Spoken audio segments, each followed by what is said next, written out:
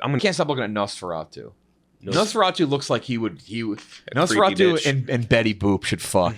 He kind of looks like Steve Carell live action Gru. He does. All right, movie time. Day Shift. Starring, as we said earlier in the pod, Jamie Foxx, Dave Franco, Carlos Souza, for those who watched How to Get Away with Murder. Mm-hmm. That was a season 2 on that show. Yep. They already got away with the murder.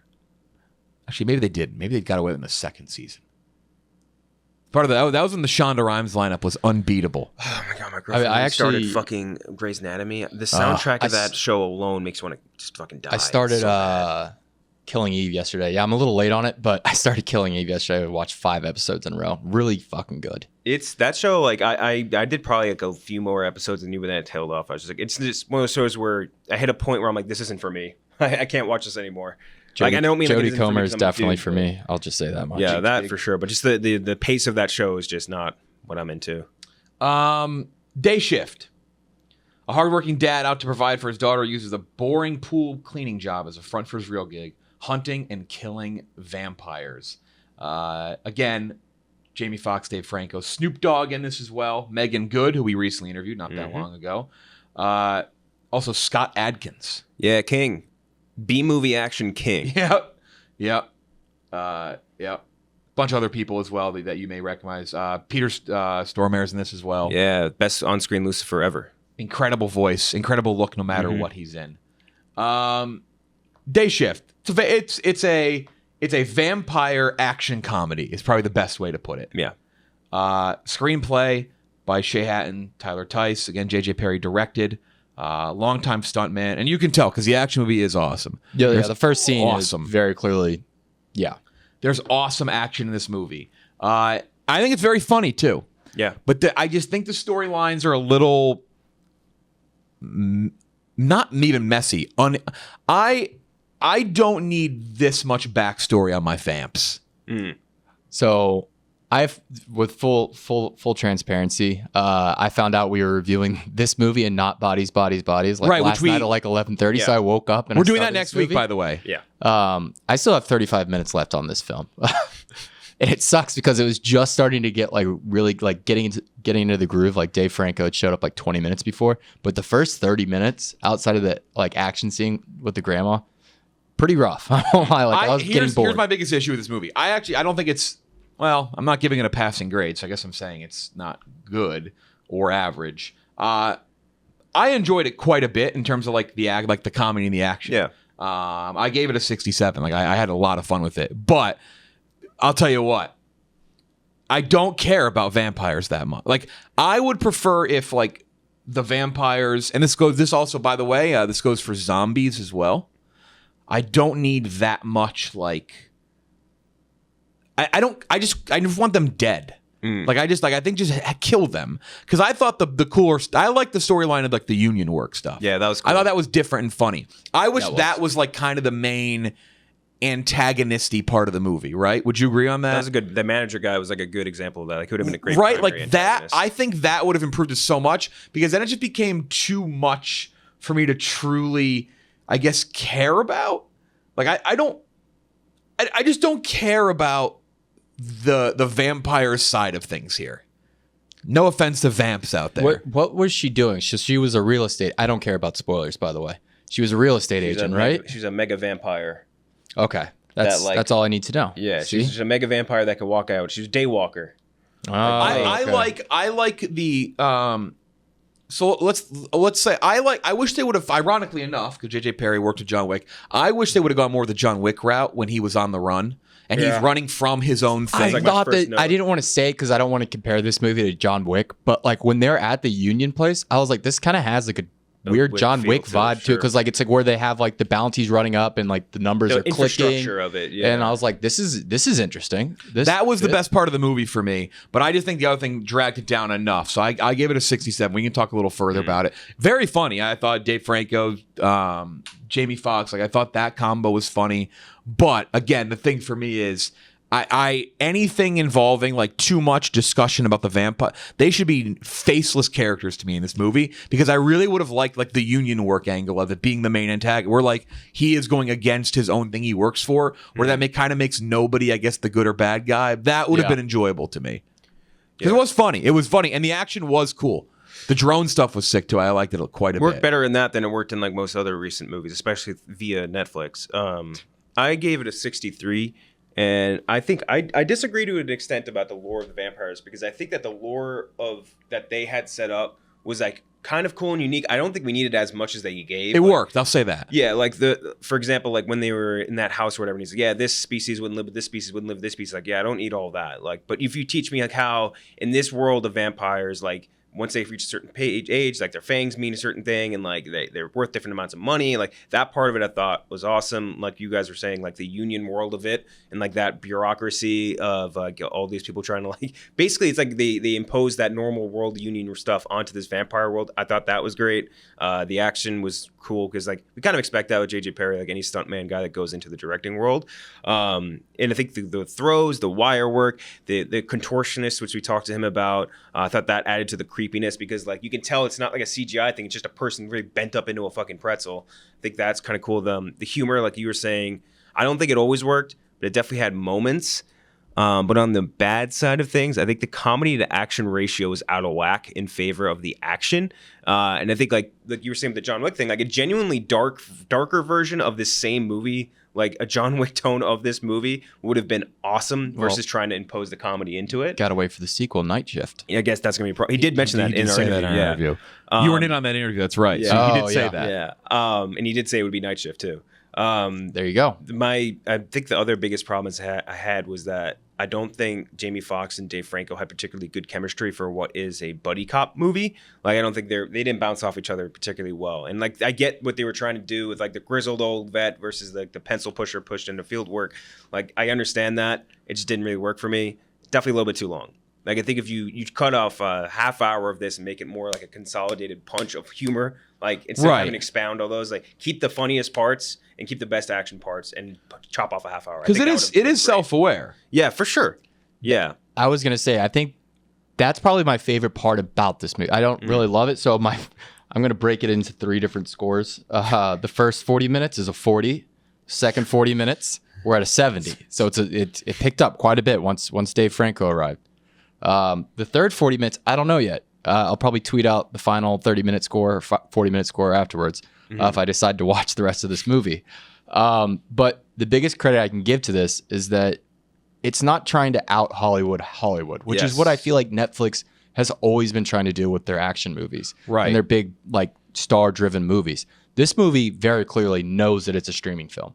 And I really like that. I think that they should definitely lean in that direction. I think that's where they'd have a lot more success, because they're never going to out Hollywood, especially if they're not willing to put their movies in theaters. Yeah. It knows what it is. I will say that's why it works for me and why it's enjoyable.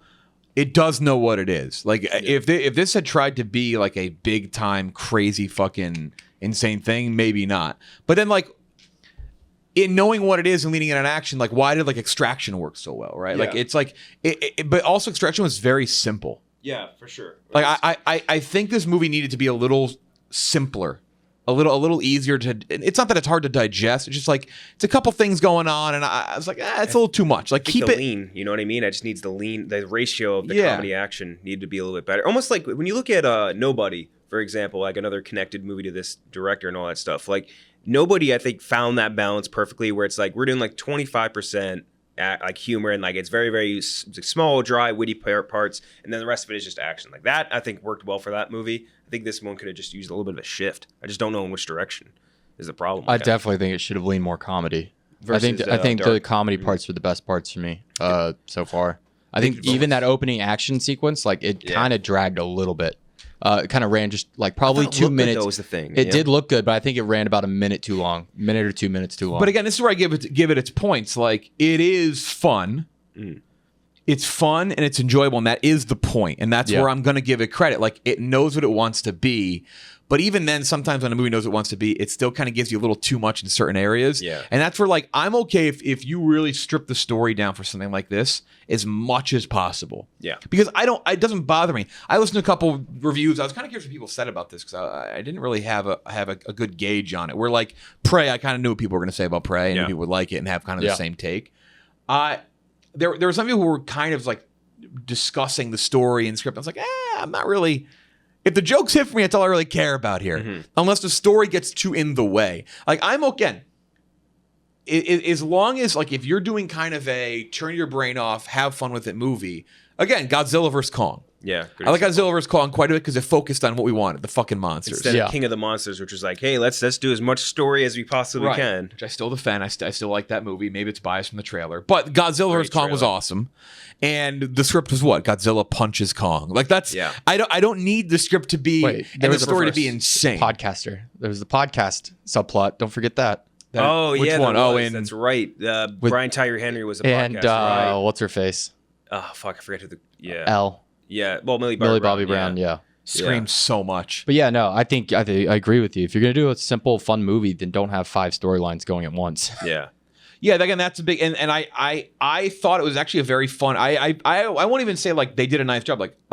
I really did enjoy the idea of like the union. Yeah, like him not being part of the union, and it's just union rates, and it's perfectly ridiculous. Yeah. Yes, I wish they would have like there was like some Pawn stuff in here. I wish they would have incorporated Pawn Stars though. I like how I would have loved the good cameo by not Chumlee. People don't like me.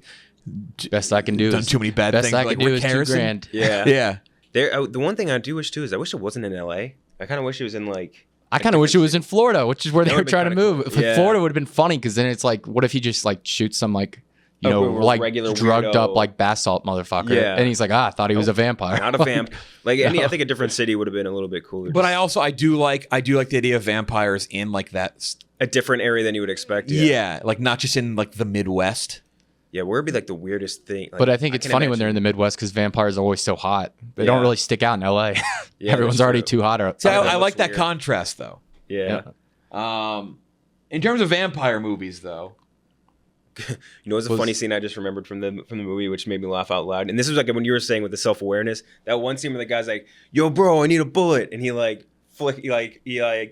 out of bullets. And he does like the full fucking flip and like gets the gun right into the chamber, the bullet right into the chamber. It was so goddamn funny, and like that's the sort of self-awareness which I loved about it. That's why I do think like I will say like 67. That's not a great score. I do give a recommendation on this. Like I think this is like if you're looking to have some fun action, sit down and watch. Absolutely put this on. I do not think you'd be disappointed. Now if you're gonna go watch this and you're like, let's see what Netflix has done at cinema next. Yeah, you're gonna probably not love it. Like I will, but again, that's not the point of this. That's like Gooch before said, like I didn't finish this film. Like, it might be generous being like, this is a film. You know what I mean? It's like, this is a big time movie. This is a movie. Definitely not in the film vibe world. Now, is it a movie that would exist outside of theaters too? It's like one of those nice things. It's like it's glad Netflix is here for like. This is this type of thing that Netflix should be a vessel for more than like the big, crazy, huge thing that they're going to spend $4 trillion on. Yeah. What was the one with Ben Affleck? Oh, shit. The Mountain Men, right? Something like that. Triple Frontier. Triple Frontier. Yeah. And that was a good ass cast too. Oscar Isaac, Pedro Pascal. I forget Garrett Hedlund. That movie that movie felt so long. If I remember right, that movie felt really long. It should have been so good. That whole crew was amazing. Damn. But in terms of like the best vampire movies, I mean, you're gonna get a lot of Dracula up there. Yeah. Bram Stoker's is it like what is that? Bram Stoker's the gold standard, I think. But if you're doing vampire movies, What We Do in the Shadows has to be up there. Because then What We Do is our number one, right? Yeah. It's not even close. Yeah, but again, it's not. I feel like it's a betrayal of like the term, like the vampire world. You know, you think darker, you think like nastier than. But like if we put out a graphic of us cheering vampire movies, we would have to include it. Yeah. Oh, absolutely. Because this is a comedy as well. Where's Twilight coming on that one? The Twilight series and the Blade series, I think, are like neck and neck. Oof. People hate to hear that, but it's true. I don't know. Twilight is so bad. Dude, the first Twilight's not the worst movie, but after And that, that's, like- they are the worst And movies. that's Blade 2 for me. Like Blade 2 is like Hold really on, good, let's- but Blade 3 is like Trinity. Woof. There are people Blade 1, screaming at the radio right now. Let's see how I'm Screaming. gonna go. Let's see. I don't think I have. Twilight gets a 10-point bump just for the memes. Twilight. Great There's meme the movie. Underworld series, which I think is Blade. underappreciated. So here we go. We're gonna do. I watched those in FX a million times. Movierankings.net. We're gonna do Twilight and Blade. Let's see where we. You think they're even? I think they're closer than people would expect. At least I don't know where my actual scores would line up, but I feel like they're closer than people would expect. We on Movierankings.net we kind of bracket the. Oh yeah, universe. Nosferatu. Do I not have the Twilight universe in here? What the fuck? We have Twilight, From Dusk Till Dawn, Quentin Banger. Oh, here we go. Interview Okay. with the Vampire. I feel like I'm forgetting one. Underworld. I like Underworld a lot. Like way So more. here than we go. Next Here's our Twilight scores. Combined. 32, 22, 21, 15, 12. All right. That's bad. That's like Look at half. That's I think Blade's gonna be higher than that. yeah, Never mind. I do think Blade is gonna come out on top of this one. That's bad. 75, 59, 13. Blade Trinity's pushing it. Blade Yes. Blade Trinity shows up to the party, Yeah. and Blade and Blade 2 are bummed out. Yep. Like you've fucked this up for us. Yeah, I Bram Stoker in terms of like general probably number one. What about I Am Legend? Because remember they weren't zombies, they were vampires. Zombies. They were Keep going vampires.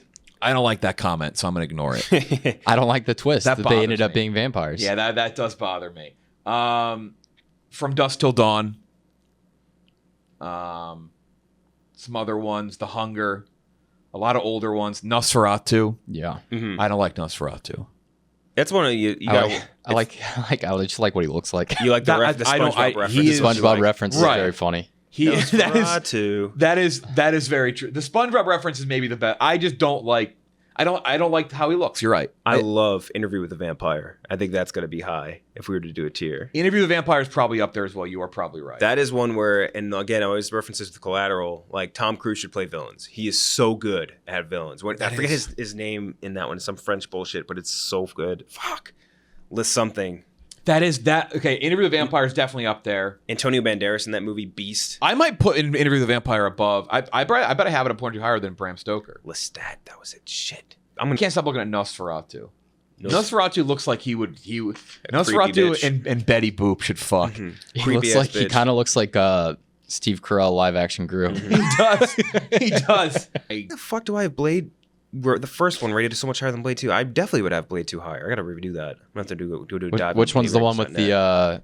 the nightclub blood sprinklers? That was That's- it was holy water sprinklers. That's what burned everybody. Didn't they have blood sprinklers too in the club?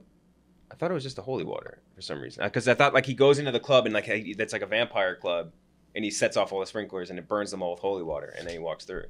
Maybe. They're all Imagine burning. Imagine I thought- like somebody like you meet a. You should do this. You should go back, get back on Tinder, Gooch. No. Go find someone who doesn't like movies. Go to Hinge, whatever. Find someone who's like, hey, I'm looking for someone to teach me about movies, and start them out with Nosferatu. Oh. Be like, hey, let's start right in 1922. Nosferatu. You're gonna love cinema. Trust me. Start here. Van Helsing's got to be up there. Hugh Jackman banger. Let's start with the seventh seal. Ingrid Bergman. We're gonna Yes. start from the start. Daybreakers. That's the one with Ethan Hunt, right? I feel like these lists are missing a movie. I don't know. I They're feel there's missing the more bad- vampire They're only movies than picking the good ones. They're not picking the ones that are bad and lovable like Van Helsing, and like in between ones even like 30 Days a Night or Daybreakers. If I had to say favorite, man, I do really enjoy From Dusk Till Dawn. I probably would. What We Do in the Shadows be number one. I think it's What We Do in the Shadows. Yeah. I would say favorite after that probably From Dusk Till Dawn. Mhm. It's just it's a really fun movie on HBO Max. After that, I'd probably say Interview with a Vampire. Yeah. Great ass movie, man. I do like the OG Blade too. Man, I hope the new Blade is really good. Who did? Who? What about the Hotel Transylvania movies? Adam Sandler plays a vampire. That is true. That does. It technically counts. He's literally Dracula in the movie. What about isn't he? 30 Days of Night with Josh Hartnett? That's what I was saying before. It's oh yeah, definitely up sorry, there. yeah. That one and Daybreakers, I think both have to be on considered at least. They're not like amazing movies, but they should be up there. And Van Helsing as well. What's his name? That dude who played Faramir. Did you guys ever watch True Blood? No. I Trill did. Ballins was a big True Ball guy. Caveat, He was. He's the though, horniest man alive. I did Yep. watch it because it would air before or after Last Week Tonight or around there. Okay. When Last Week Tonight first aired and everyone was watching it, and then that's around when Leftovers debuted. And I Okay. did watch Leftovers the entire first season. And I know True Blood was right around there. And that's back when I was working in my Major League Baseball job, and you could work from home on Sundays, and the games ended early. So then I would flip on HBO, and I would watch True Blood. Had no idea what was happening.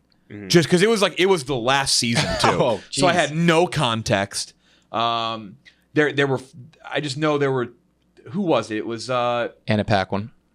it wasn't Anna Paquin's character I'm talking about, though. It was Anna Camp's character. Had like, sometimes she had brown hair, sometimes she had blonde hair. Anna Paquin played Sookie Stackhouse, which is a good name. That's a very good name.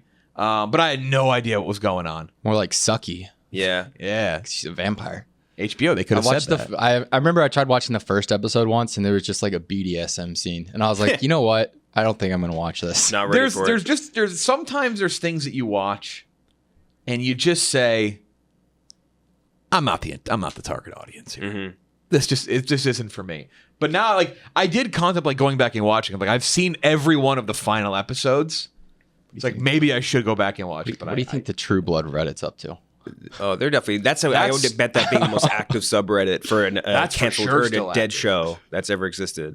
that thing is how many Only people? 20, are at- only 24,000 members. only 17 online right now. That's crazy. I would expect way more. They don't even have a logo, like an icon. I posted some guy before. He posted in the Burn Notice Reddit, and he's like, "Am I too late for Burn Notice?" Like, you think? Yeah, I love that you're a mod on the Burn Notice Reddit. Last post was 3 hours ago. How many times have you watched the series? What are the answers?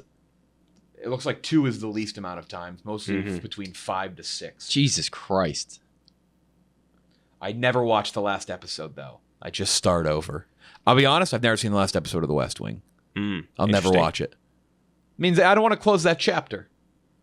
Also, it wasn't Sorkin back then, so how good could it have been? I don't know what this post is, but it's just like Bill Bompton. That's kind What of is it? rock. I don't know the reference at all, but I immediately laugh at it no matter what.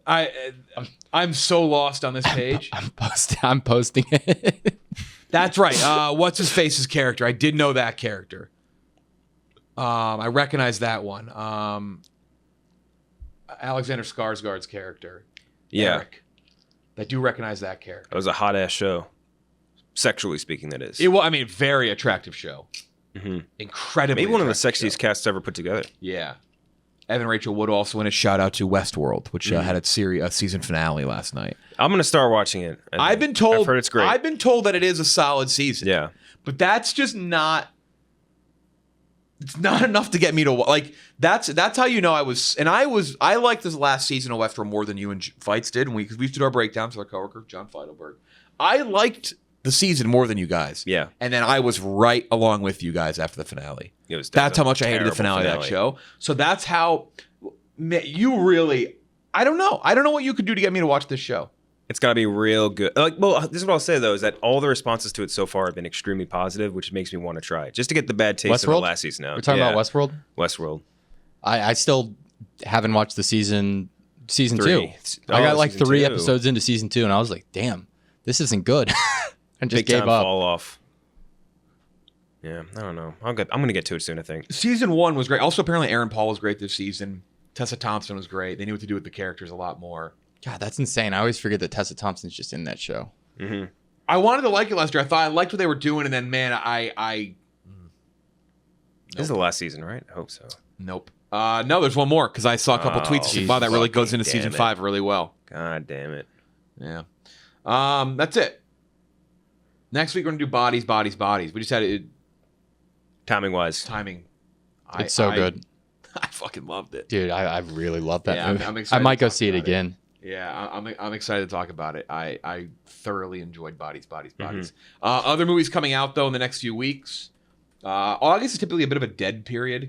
Releases are weird. Yeah. You kind of gear up for Labor Day. That's typically when things will start to pick up again.